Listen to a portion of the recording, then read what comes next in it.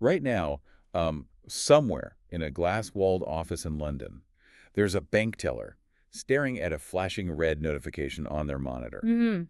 And halfway across the world, maybe a shipping clerk in Singapore is, you know, looking at a cargo manifest, trying to decide if they should sign off on this massive freighter leaving the port. Yeah, the real front lines. Exactly. Mhm. Because when a government drops a high-profile international sanction, we always imagine it as this swift, definitive military or political action, right? Right, like a gavel drops. Yeah, a gavel drops, a press release goes out, and boom, the target is just economically paralyzed.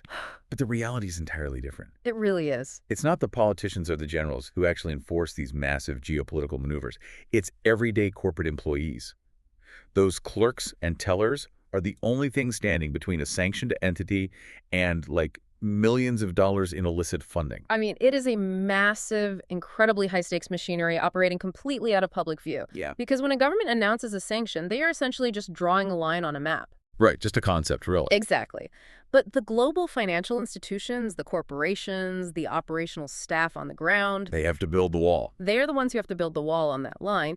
And doing that requires a highly specialized, almost forensic understanding of global finance. Because, the entities trying to get around those sanctions are actively trying to deceive them. Which is why we are pulling back the curtain today. For this deep dive, we are analyzing the official course page for the ICA certificate in managing sanctions risk. This is the Level 2 qualification. A very specific, very vital piece of paper. Totally. It's a highly specialized certification awarded by the International Compliance Association in association with Alliance Manchester Business School at the University of Manchester. Quite a pedigree there. Yeah, it is. And our mission today is to decode this curriculum, basically reading between the lines of their syllabus to understand exactly what it takes to manage sanctions risk in this hyper-connected global landscape. That's quite a task. Okay, let's unpack this. Because before we can understand the professionals who actually take this course, we really have to understand the sheer scale of the beast they are trying to tame. Oh, absolutely. The scale is staggering. Right, the sheer volume of global transactions happening every millisecond means human oversight is just fundamentally impossible. Right, you can't have a person checking every wire transfer. No, you'd need millions of people, so they have to build these automated tripwires. And this syllabus from the University of Manchester, it maps out exactly how you design, implement, and monitor those tripwires. It's a 7-part curriculum, right? Yeah, 7 parts. But it operates more like a causal chain of defense. It opens with the necessary foundation, so you have understanding sanctions and the international context. Which makes sense. I mean, you can't enforce a rule if Yeah. you don't understand the geopolitical mechanism that actually generated it. Exactly. A sanction from the UN Security Council operates very differently from a unilateral sanction imposed by just a single nation. Right. And a compliance officer has to know how those jurisdictions overlap. But the theory only gets you so far, right? I feel like the friction really starts in the 3rd module. Defining a sanctions governance framework. Yeah, because the term governance framework, it sounds like a dusty 3-ring binder sitting on a shelf in some HR department. It really does. Very dry. Very dry.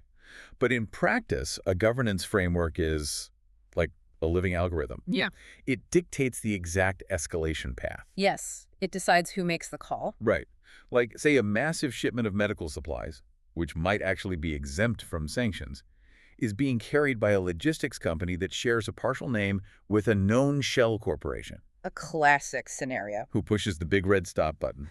The framework decides that. Which leads directly into the technical heart of the course. Modules 4 and 5. Which are? Sanctions lists and screening and managing alert investigations. This is where the theoretical framework collides with messy, real-world data. When this syllabus talks about screening, we aren't talking about doing a simple text search on an Excel spreadsheet. Not just sheet your all F. No, definitely not. We are talking about highly complex, fuzzy matching algorithms. Wait, let's pause there, because I think a lot of people picture this as a simple true or false scenario. Right, like checking an ID at a bar. Exactly. You check the name on the wire transfer against the bad guy list. If it matches, you block it. If it doesn't, you send it.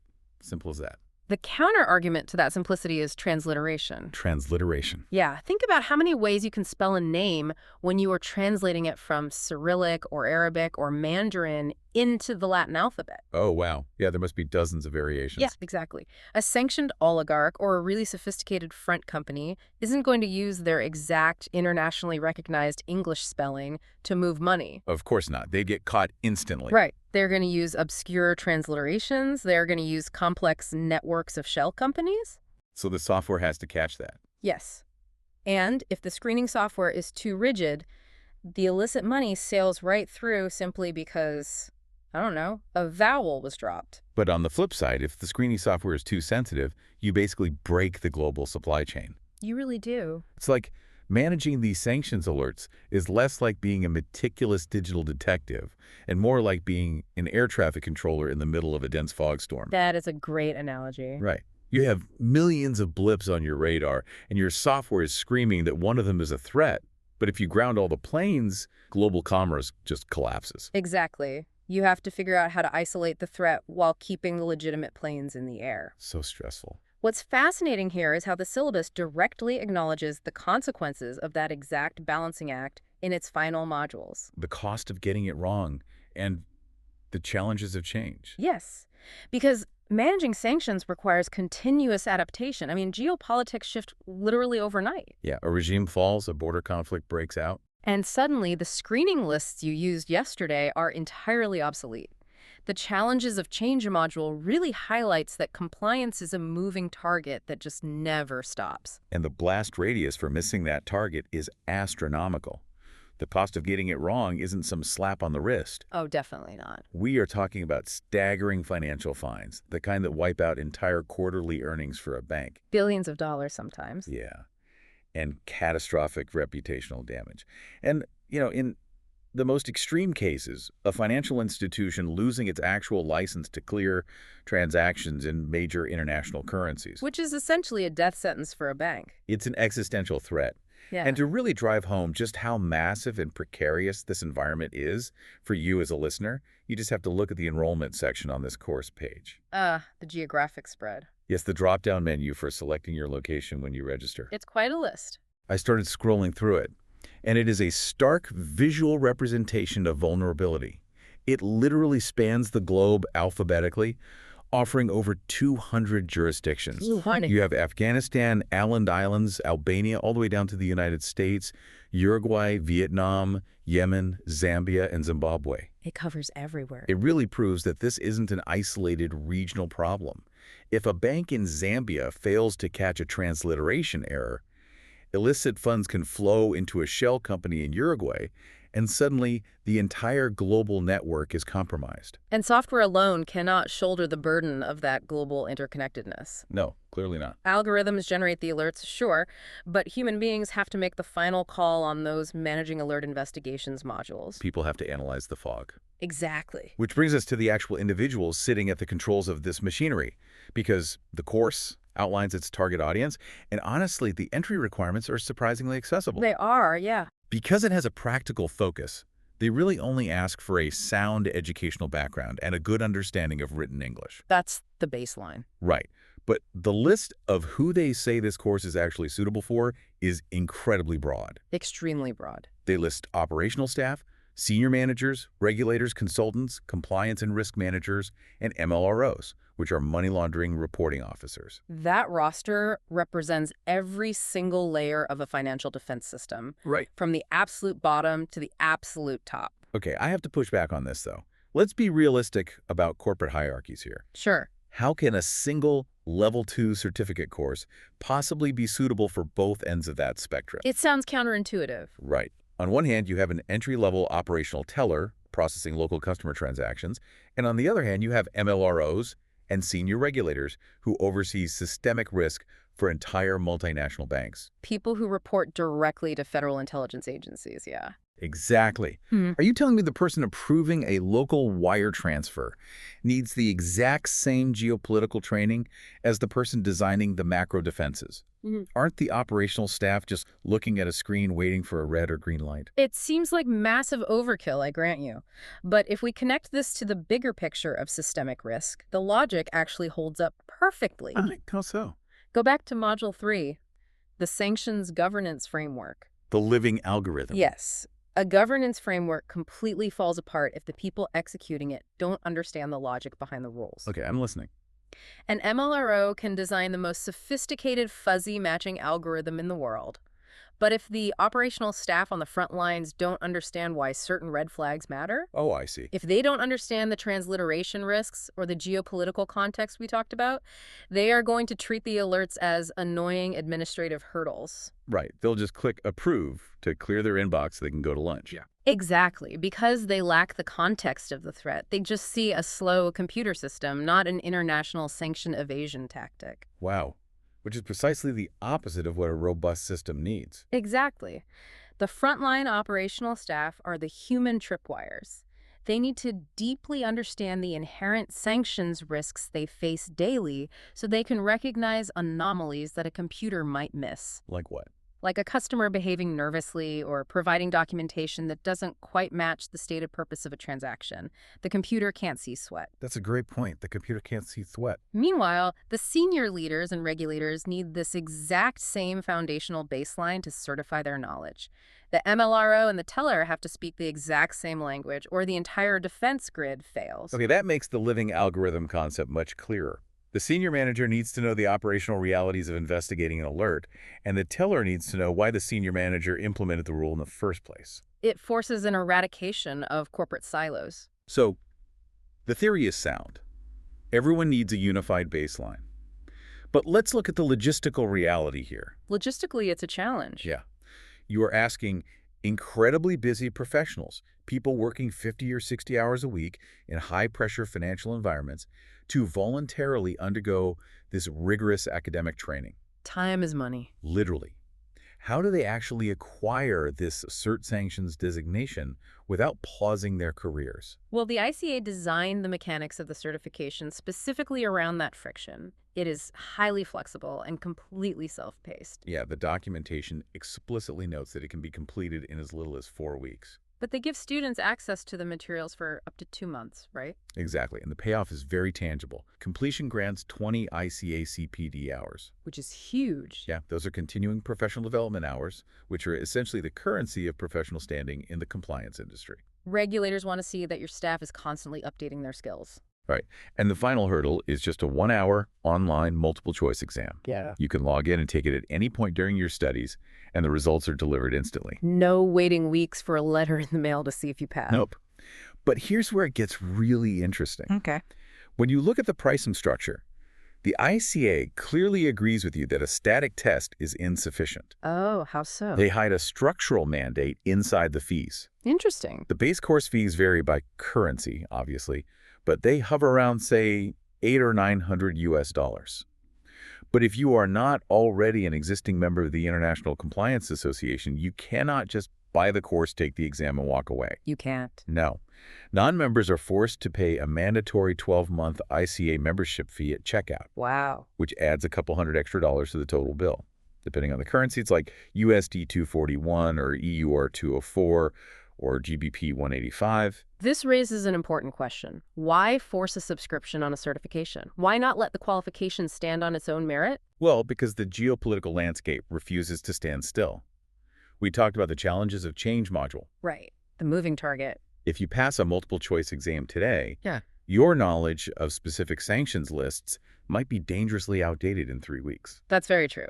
So by mandating that 12-month membership, the ICA is structurally shifting the certification from a one-off academic transaction into an ongoing operational relationship. They are plugging the student into a live network. Exactly. That membership opens the door to an international community of over 30,000 compliance professionals. 30,000. Yeah.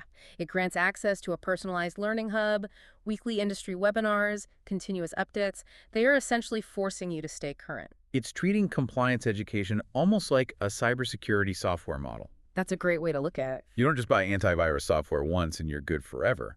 You pay for the continuous threat updates. Because without the updates, the baseline framework becomes useless. And the student testimonials included in the source material really validate that community approach. What did they say? When you read what past students have to say, they aren't bragging about their exam scores. They are talking about the network. The human element. Yeah. One student highlighted the format, stating, "The best part were interactive meetings lessons when we could cooperate with others to prepare the solution." Take that a step further, because when you are sitting at your desk trying to resolve a murky, highly ambiguous alert, Like what kind of alert? perhaps involving a vessel changing its flag registry mid-voyage, Oh, wow. Yeah, super suspicious. a textbook definition won't save you there. But knowing how a peer in Singapore or London handled a similar anomaly last week, that is invaluable. It's real-time intelligence. Exactly. Another student noted that participating presents an opportunity to bolster confidence along our professional journey. Confidence. Yes, specifically because the exercises facilitate a deeper understanding and practical application of indispensable skills. That word confidence is really striking to me Why is that? because we don't usually associate international regulatory compliance with the emotional confidence of the employee. We really don't. We think of it as very clinical. Right. But if you are the person holding up a multi-million-dollar corporate merger because you suspect a shell company is hiding a sanctioned individual, you need absolute confidence in your analysis. You can't second-guess the fuzzy matching algorithm. No, you can't. You have to know you're right. And that confidence doesn't come from a multiple-choice test. Definitely not. It comes from collaborative problem-solving within that network of 30,000 peers. You learn how other professionals are interpreting the exact same vaguely written government regulations. It transforms the theoretical knowledge into practical, battle-tested application. Exactly. It's the only way the system actually works in the real world. So what does this all mean? When we zoom out from the pricing structures and the transliteration risks and the governance frameworks, we see that the ICA Level 2 certificate in managing sanctions risk is far more than just some academic exercise. It really is the hidden architecture of global enforcement. Yeah. It takes a wildly diverse group of people, from the operational clerks executing the defenses to the MLROs designing them, and forces them into a unified language. It ensures that the corporate world actually has the tools and the collective intelligence to maintain the lines that governments draw on the map. Because without this level of specialized continuous training, international sanctions are just empty political rhetoric. They're just press releases. Exactly. Yeah. So the next time you see a news alert about a massive economic sanction being leveled against a rogue state or a corrupt corporation, I want you to completely banish the image of politicians slamming gavels. Think of the clerks instead. Yes. Yeah. You now know the reality. You know about the staggering complexities of fuzzy matching, the tense investigations into shell company networks, and the vital community of certified professionals working tirelessly behind the scenes to make those sanctions a reality. And as we wrap up this deep dive, I really want to leave you with a thought directly inspired by the most critical part of this syllabus. The challenges of change module. Exactly. The relentless challenges of change. Because the global financial system is mutating faster right now than at any point in modern history. Oh, without a doubt. The rise of cryptocurrency, decentralized finance, automated smart contracts, all of these are creating entirely new, deeply opaque channels for moving wealth outside the traditional banking system. It's a whole new frontier for evasion. It is. So when those compliance professionals log into their systems tomorrow morning, ask yourself this: how will they adapt their carefully built governance frameworks when the very definition of money and the networks they rely on to track it might completely transform by tomorrow? A huge question to ponder. Thanks for joining us on this deep dive.